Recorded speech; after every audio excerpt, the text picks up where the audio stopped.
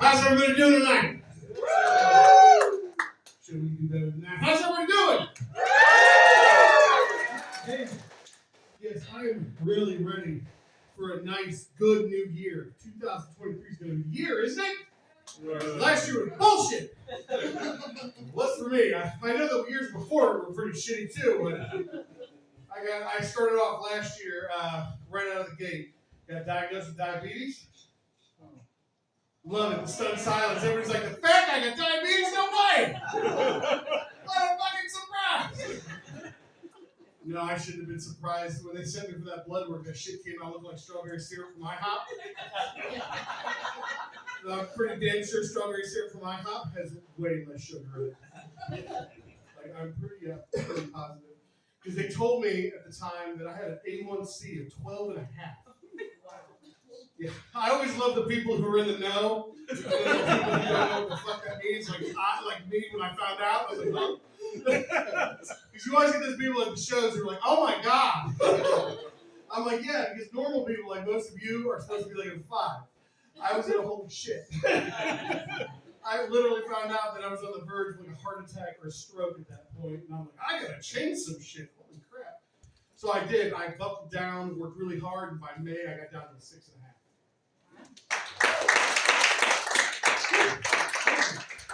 Wasn't that hard? All I had to do was give up happiness. Right out of the gate, man, I did. I buckled down hard. I gave up pasta, potatoes, rice, sex. Okay, the last one was my wife's idea. We've been together 27 years. She was like, you need to get your shit together. I'm like, really? Okay. All right. I'll fix it. So, I did. It was pretty much like giving up everything you were used to. But my wife's like, hey, at this point, though, you know, it's new times. Time to do things different. And I lost 40 pounds. I'm heading in the right track. And she's like, why don't you try something different? Why don't we try something new? And I'm like, okay. And that's when about right before the 4th of July last year, we decided to do edibles for the first time. Yeah, you heard me right. Edibles. Because the guy who just found out he's a diabetic is like, you know what? When has eating something ever done me wrong? Smart.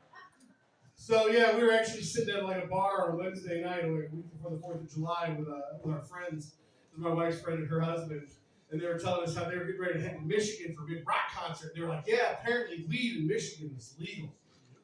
And my wife's like, "I thought it was legal here in Ohio." And they're like, "No, it's fun legal in Michigan. Ohio's like bullshit legal, like make up a medical disease like diabetes legal."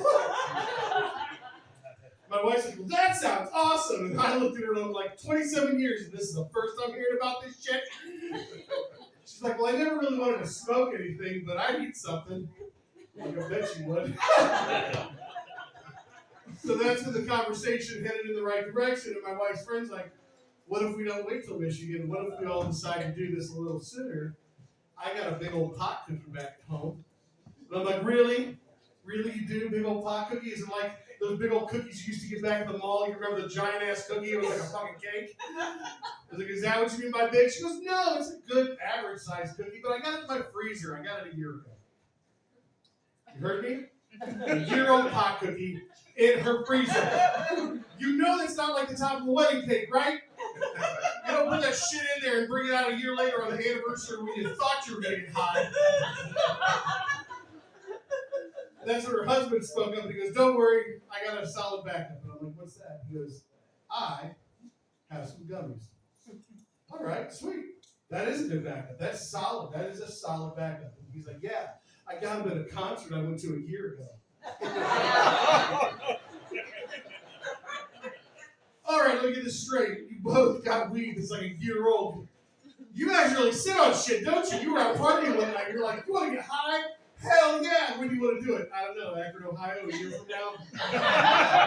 4th of July sounds about right. Hit with your friends. So it sounds good. So in all of this, my wife's friend kind of gets this panic look on her face, and I'm like, what's wrong? She goes, I just realized something. I'm like, what's that? She goes, are we going to do this at my house? And I'm like, well, that's kind of the plan. You're the one with the shit, right? I mean, She's like, well, we live on the lake, and I was thinking, what if, since we've never done this, one of us gets so high we walk into the lake and drown?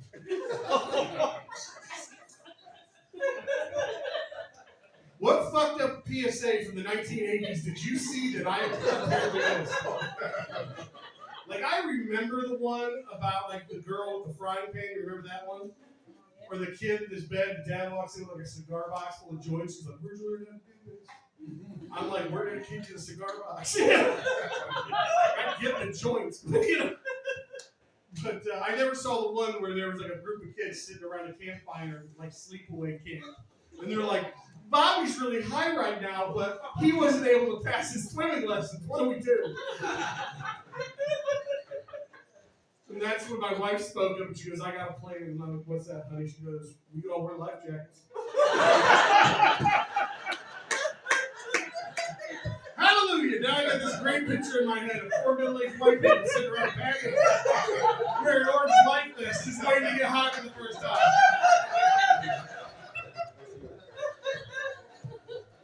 So the night comes of our adventure. And I'm getting off of work, and I get a phone call from my wife, and she's like, hey, so I got a call from my friends, and they're not too sure about the stuff that they got. And I'm like, no, really? What, did somebody finally find the label with the expiration date on the pot? Shit. And she's like, well, here's the thing. Could you possibly go out and find some edibles for us? And let me tell you, I'm being honest when I say we have never done weed before. None of us. None of us. All me once in high school, I got as a freshman, but no. Outside of that, never. No. And she's like, well, could you look? So I'm like, fine. So that's when I go on my pot pilgrimage. And I luckily call my little brother who is a pothead. And he points me in the right direction. So I go and I get this nice big bag of gummies and I take them over to the house. And I get there, we all go inside, and I cook some pizzas, so we want a little food in our stomach before we did this, because the guy at the head shop was like, you want to eat something first. So, I make this pizza, we all eat, then we all head out to the patio, and, we got our life jackets on.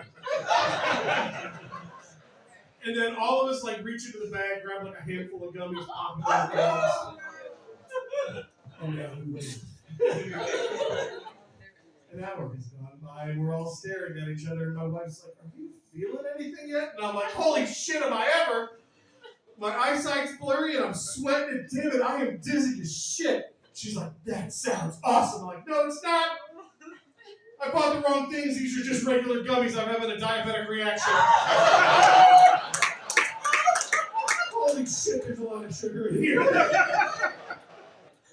Which, by the way, if you do want to do edibles as a diabetic, they make sugar free. What's really honestly got me to thinking after doing all that is how could I pick edibles as my first thing? Because when you think of edibles, what's the first thing you think of? Brownies. Brownies, right, brownies, gummies. They don't make this shit in kale chips, people. There is no healthy edible options unless you're eating the damn leaf itself. Which got me thinking there are so many opportunities out there for marketing. Okay, who here has ever had Newman's Own salad dressing? Snoop Dogg should definitely have a line of salad dressing. He can call it Snoop D-O double drizzle. Drizzle it on your salad. It is weed infused, and then you can top it with some croutons.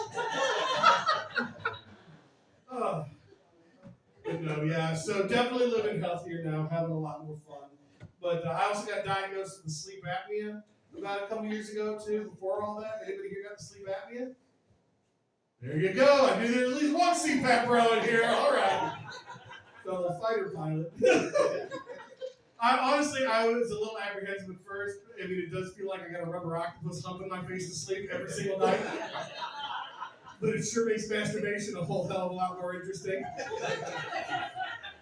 Oh, yes. If you know what autoerotic asphyxiation is, it's the opposite of that. We call it apneurotic non-asphyxiation because it puts the air back into you. And if that shit doesn't work, I just have my wife wrap the hose around my neck a few times. 27 years, people. She is a trooper. Matter of fact, when I got diagnosed, she goes, we can make this a little more fun. You don't have to be embarrassed about it. We can have some role play if you like. And I'm like, that sounds awesome. What do you got in mind? And that's when we found out we are not creative people. Because all we have come up to this point is she dresses up as a really sexy nurse, and I dress up as a coma patient with a ventilator on. Yep, sex is still pretty much the same. I just lay there and breathe really heavy and she goes off to work.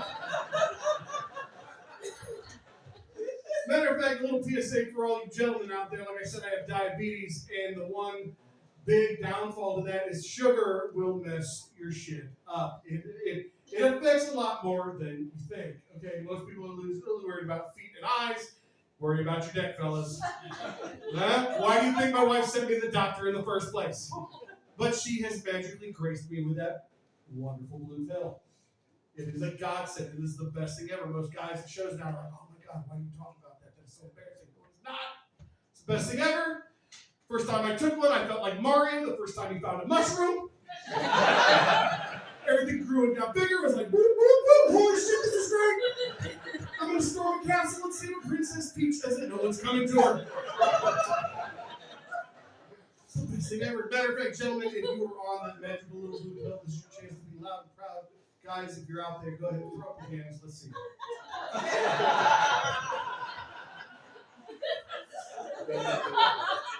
You see that, ladies? They can't get their hands up either.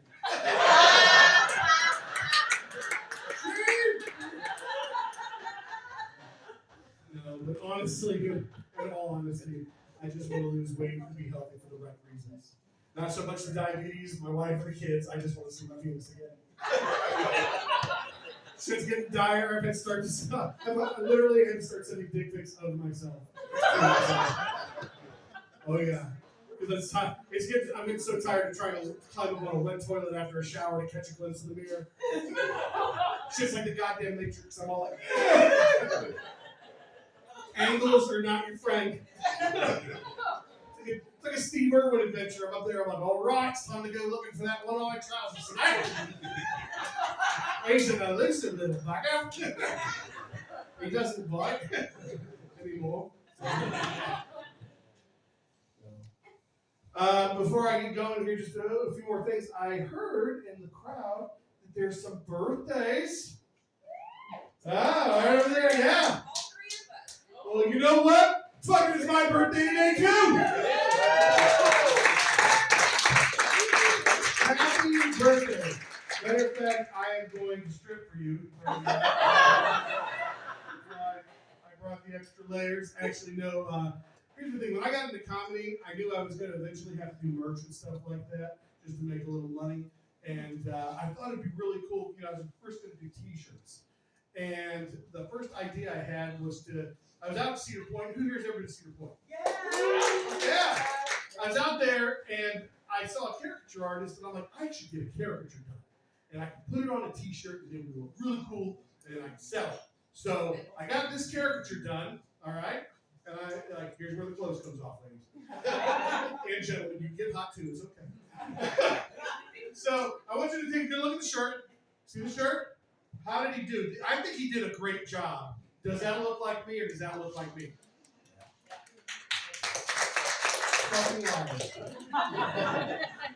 No, this right here was done by a man, okay, who was working a wedding and doing characters for free. So obviously he wanted tips because I look way too damn good. The one I paid $25 for at Cedar Point is this.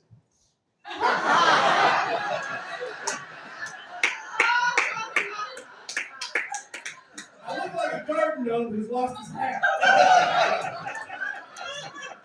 I look like I'm about to pedal a car with my feet to bedrock. It's a bunch of bullshit, but it's a $25 joke that's worth it. Ladies and gentlemen, happy birthday. I ain't going to ask how old you are, but I will say I am 44 today, so take that, split it up into thirds, and each one of you can be that young, okay? So, happy birthday! But before I get off here, one last thing. Ladies, this one's for you. Like I said, I've been with my wife 27 years now. She's an amazing woman. our kids and talking about my broke dick. She's okay with that. So in honor of her, I do this joke. Is that here's the thing.